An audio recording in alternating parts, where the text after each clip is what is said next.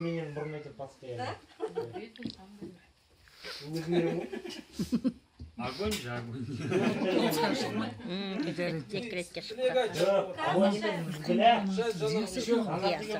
Кімнің баласы?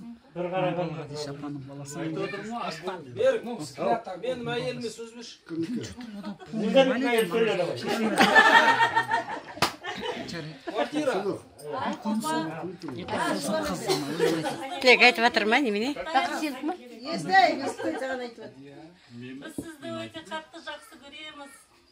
Ауырмаңыз ешқашан. Өмір жасыңыз ұзақ болсын. Осылай кең дастарханда кездесе берейік, достарымыз бәрі аман болсын. Амин. Балаларымыз өсе берсін. Ойнап күліп, осылай жайнап жүре берейік.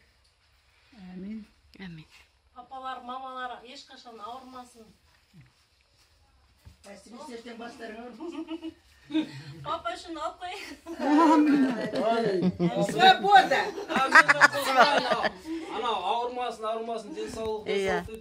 Дәріні қабылда дегенде қолын естіген біздің менің жүрегіме жаман тиеді. Соны мен айтсам соны жасамашы, әдестейсің, кішкене ақылды болшы о жағына. Ал енді тілекті жалғастырайық. Давай. Бабамыздың бүгін туған күні. Зор денсаулық тілейміз. Амин. Бәріңізге рахмет келгендеріңізге. Бұл кісі 75 жасына дейін жұмыс істеді. Астанада мектеп салды, соған бәріне рахмет. Осы үйді салған кезде ол кісінің де несімен, күшімен салдық. Сол енді бүгін Әсем екеуміздің дайындаған подаркымыз бар.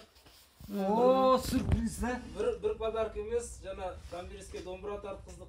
Ол бірінші подарк. Сосын екінші міне носки емес, мынандай кошелек міне. Новый кошелек, анау пенсиясы көп болсын деп, сосын бай болсын деп. Сосын үшінші подаркымыз пенсионер емес, миллионер болсын деп атақ берейік деп отырмыз. Молодец. Миллионер болсын. Мұның ішінде 1 миллион теңге ақша.